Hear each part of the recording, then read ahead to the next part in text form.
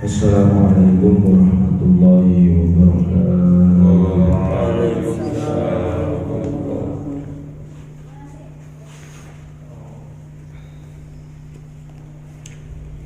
Mari kita lanjutkan kajian tentang kitab Baghdadul Bani.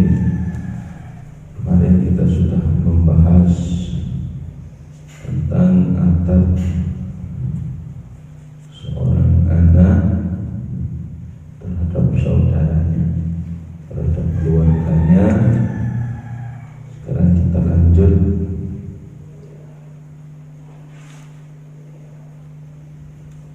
adabul waladi ma'a khadimihi. Adabul waladi ma'a khadimihi utawi iki iku tata kramane anak ma'a khadimihi terhadap siapa? Khadim, yaitu pembantunya. Jadi orang yang membantu di rumah. Khadimuka utawi pembantu sira wa ya khadimu alladzi iku wong yastagilu kang ketungkul sapa alladzi fi baitika ing dalem omahe sira. Jadi khadim ini termasuk kalau sekarang bisa dikatakan pembantu yang ada di rumah. Nah, adab kita sebagai seorang anak terus ada pembantu di rumah itu gimana? Yuraddibu atatahu, termasuk ngatur sapa khadim atatahu ing prabote, termasuk juga wayulatifu lan bersihake apa sapa khadim. Jadi termasuk yang membersihkan rumah, yang membersihkan perabot, kita sudah tahu. Tapi etika kita nanti terhadap pembantu itu gimana? Maka harus kita setarakan, yang seperti contoh Rasulullah itu punya khadim namanya Anas bin Malik yang tidak semena-mena, bahkan dimuliakan oleh Rasulullah Shallallahu Alaihi Wasallam. Terkadang orang yang sekarang itu berbeda, ya, tidak bisa menyentuh Rasulullah dengan Anas bin Malik semena-mena.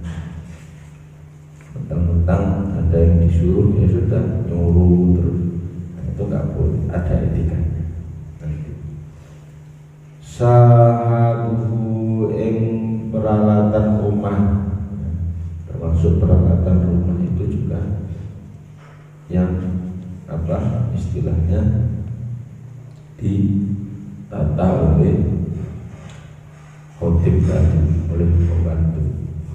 Wayak nisu lan nyapu sapa khadim qa'atahu ing alamane omah. Wayak muru lan perintah ing khadim abuka sapa bapak sira fi hajati ing dalem pira-pira hajate bapak. Termasuk perintahnya bapak, perintahnya orang tua kita itu pasti lakukan oleh khadim, oleh pembantu. Wa kadzalika lan iku kaya mengkono-mengkono khadim khadimatuka utawi buruh wadon sira bahia mongko utawi khadimu allati iku kang masak ta'amaka ing panganan sira. Misalkan nanti sampean punya khadim ya harus bukan semestinya ya. Sekalipun dia melakukan kesalahan mungkin ya, dalam memasak atau membersihkan rumah, maka kita jangan sampai jangan sampai mencemooh dia ya, kita ingatkan sebisa kita. Wa tausilu lan ngumbah sapa khotim malah bisa kae malapis itu ya baju kita ya. Jadi termasuk yang nyuci baju itu juga ya. Wa tusaidu mukalan bantu sapa khotim ing ibu sira ing dalem pira-pira pekerjaan. Wa tadhabu lan lunga sapa khotim kulla yaumin ila su, termasuk membantu ibu untuk pergi ke pasar. Ini semua adalah tugasnya khotim, tugasnya orang yang membantu di rumah. Nah, kewajiban kita gimana? Wajibu maka wajib alaika ing atase sira antas ta'mila apa ento nganggo sira al akhlaq ing akhlakan hasanah kan bagus. Nah, kita diwajibkan untuk mempunyai akhlak yang bagus kepada siapa, baik itu saudara ataupun saudaranya bapak kemarin ya, ataupun keluarga kita, bahkan dengan orang yang membantu di rumah itu kita juga istilahnya disuruh mempunyai akhlak hasanah, akhlak yang bagus. Jadi akhlak ini adalah fondasi pertama. Orang dikatakan baik, orang dikatakan punya budi pekerti yang baik, akhlak yang baik. Jadi kepada siapapun kita disuruh mengedepankan akhlak, tidak pandang ke siapapun. Misalkan dengan guru harus hormat, wajib hormat ya, apalagi dengan pejabat juga hormat. Nah, ini bukan pejabat, orang yang sudah jelas-jelas membantu kita, butuh pekerjaan terus bekerja di rumah kita ya, misalkan menjadi bos ya, itu juga harus kita kedepankan akhlak.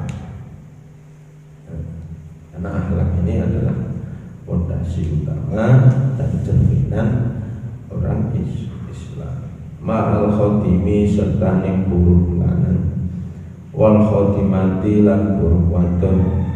Fa'ida amarta mongko nalikane perintah sira ya, ahadahuma ing salah sijine bisain kelawan suwiji-wiji. Fakal limbu mongko ngomong sira bikalamin latifin ya, kelawan omong-omongan kang halus. Misalkan sampai ketika memerintah ya, maka disuruh apa? Kalamul latif, dengan omongan-omongan yang halus. Bercanda itu nggak boleh. Jadi kalau latif itu omongan yang halus ya, misalkan ya, sebisa mungkin sampai itu kalau bahasanya kita nyuruh ya, tapi coba usahakan ada kata-kata, Mas boleh minta tolong ini, seperti itu. Itu adalah ketika kita berkomunikasi ya, kita memang ya, tujuannya menyuruh ya, meminta tolong, tapi kan harus kalau ada kata-kata minta tolong, Mas Sultan boleh minta tolong, padahal intinya kan menyuruh, tapi ada kata-kata minta tolong itu termasuk kalamul latif, kalimat yang halus.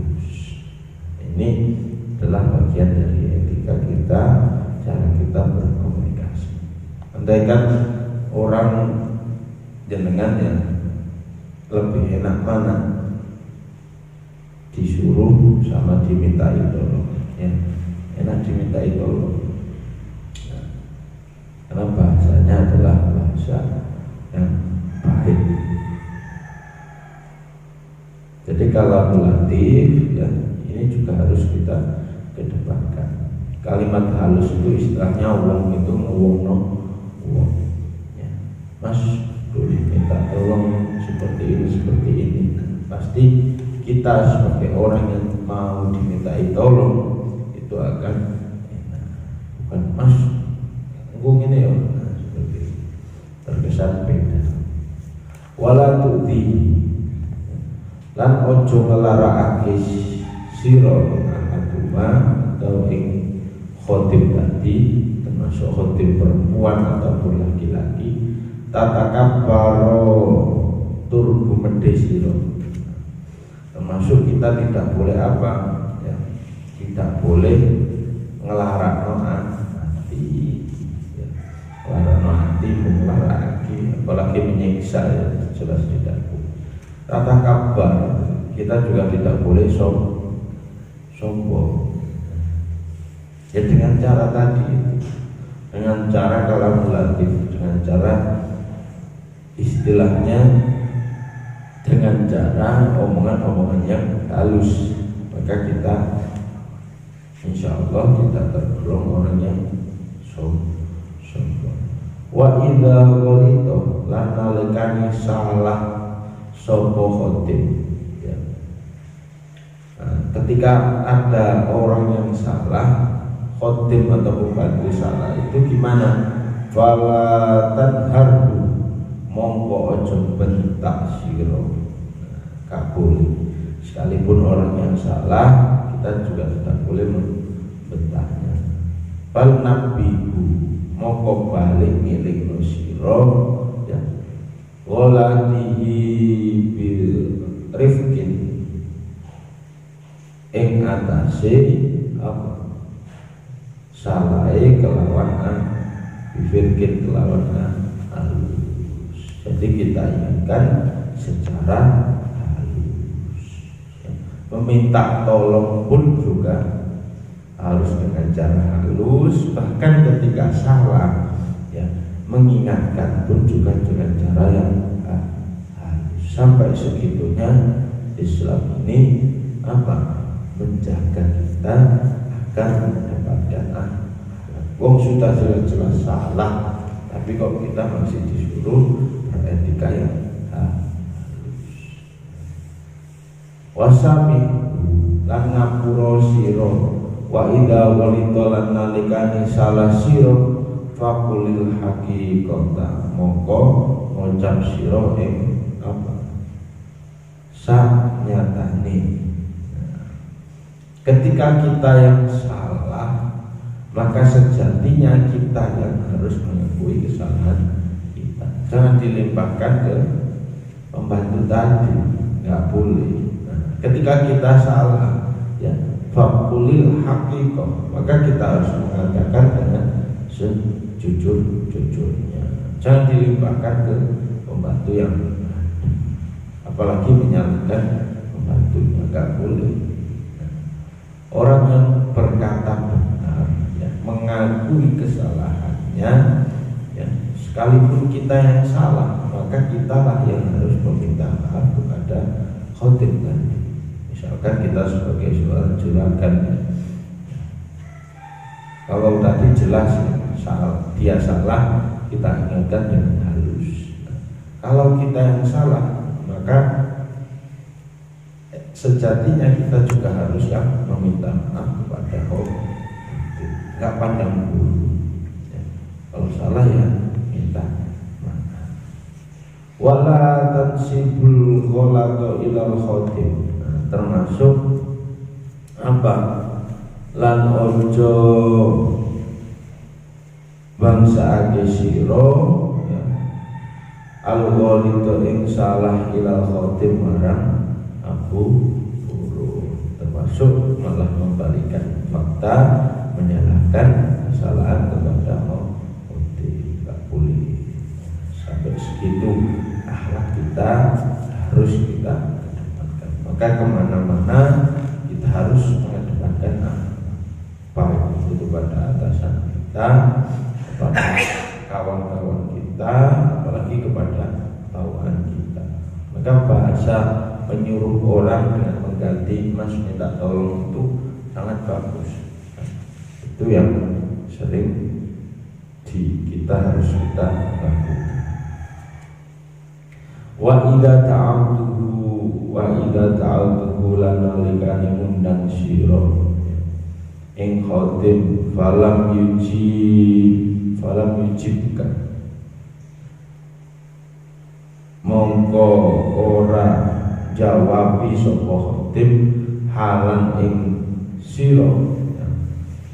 Ketika khotim ini diceluk misalnya, dipanggil oleh juragannya, terus kok tidak menjawab, fala taghdab ya, fala taghdab mongko aja muring-muring sira alaihi ing atase khotim. Misalkan ada khotim ya, ada pembantu dipanggil oleh juragannya kok gak nyaut ya, fala taghdab ojo muring-muring. Kita juga tidak boleh marah kepada seorang yang membantu tersebut.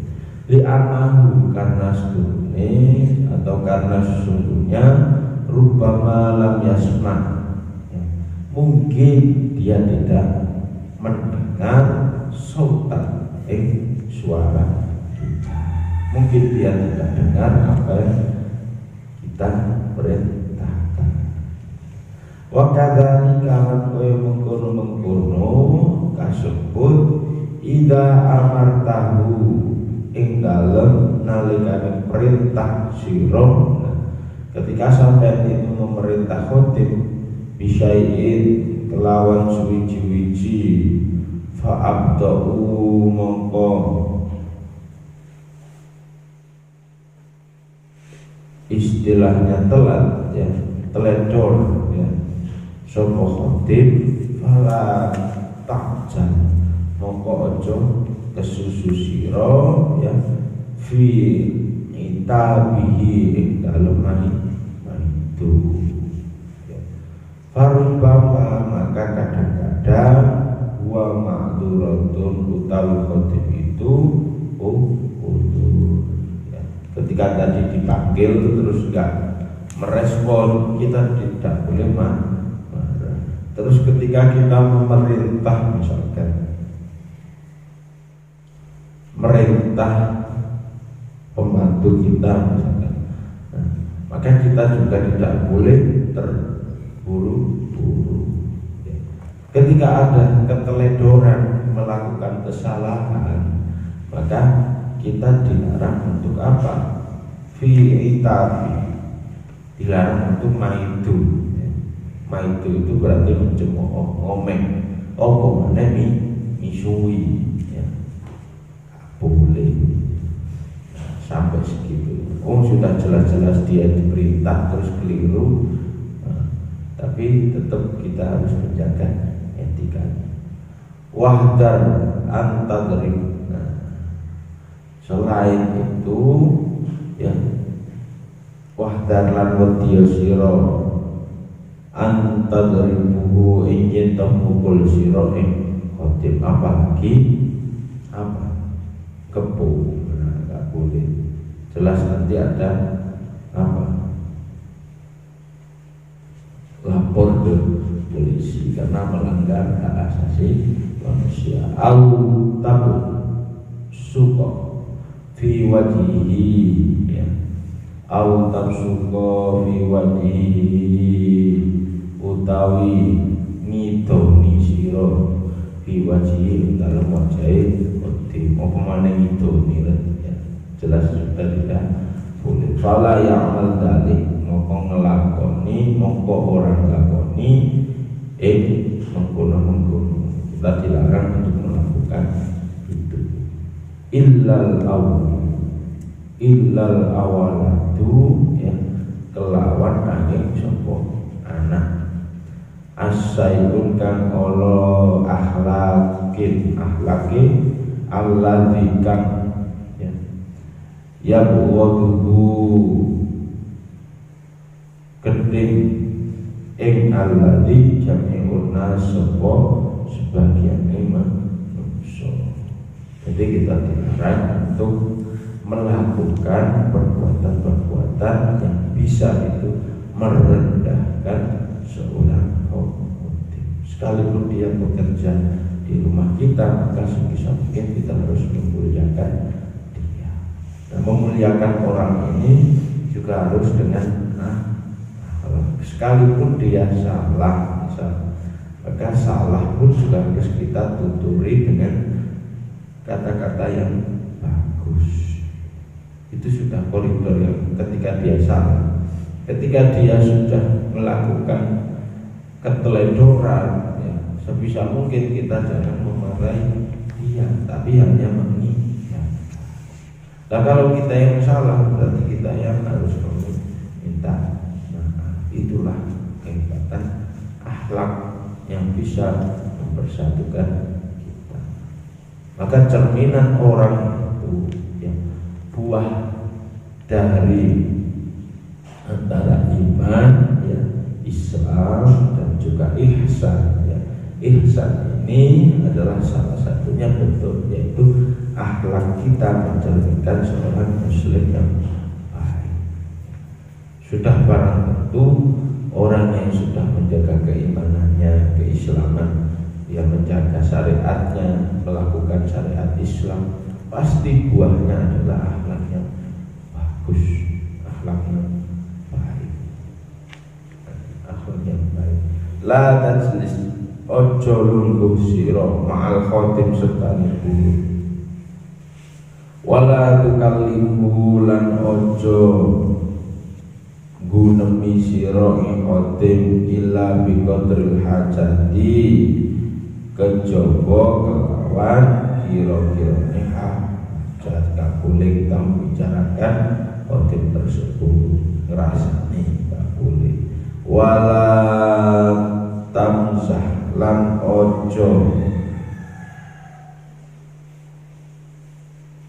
guyon siro, ya, ma'ahu sertane khotim kailah supaya orang yata jarro awani sapa khotim alaika atas sisi siro. Kita juga tidak boleh guyon yang terlalu apa istilahnya, biar apa, biar ada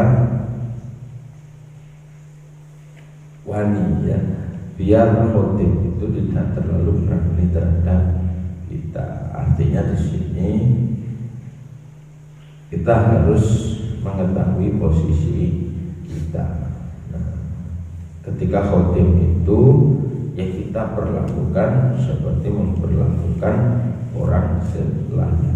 Mengistimewakan terlalu juga tidak boleh, tapi harus kita setarakan dengan tugas-tugas, ya, autasma utawa ngerungu sira minggu saking khotim kalaman ing guneman wa irola ikin kelawan ora patut dirungokno. Termasuk kalau ada khotim di rumah, maka permasalahan rumah tangga yang itu sejatinya tidak boleh didengarkan oleh khotim, maka kita dilarang untuk memperdengarkan. Misalkan ketika kita bertengkar, ya, dengan istri atau apa, ya maka khotim sebisa mungkin tidak boleh tahu, karena itu nanti akan menjadi bumerang bagi rumah tangga kita. Sebisa mungkin kita harus tidak boleh mendengarkan kalimat-kalimat. Semoga kita orang yang bisa menerapkan akhlak-akhlak yang mulia, termasuk akhlak kepada khotim kita nantinya, termasuk akhlak kepada apa pembantu kita atau bawahan kita. Semoga kita tergolong orang-orang yang benar-benar bisa menjalankan syariat Islam. Semoga bermanfaat. Wallahu a'lam bishawab. ربنا انفعنا بما علمتنا رب علمنا الذي ينفعنا رب فاكرنا وفقهنا وقراباتي لنا في ديننا ربنا انفعنا بما علمتنا رب علمنا الذي ينفعنا رب فاكرنا وفقهنا وقراباتي لنا في ديننا ربنا انفعنا بما علمتنا رب علمنا الذي ينفعنا رب فاكرنا وفقهنا وقراباتي لنا في ديننا. سبحانك اللهم وبحمدك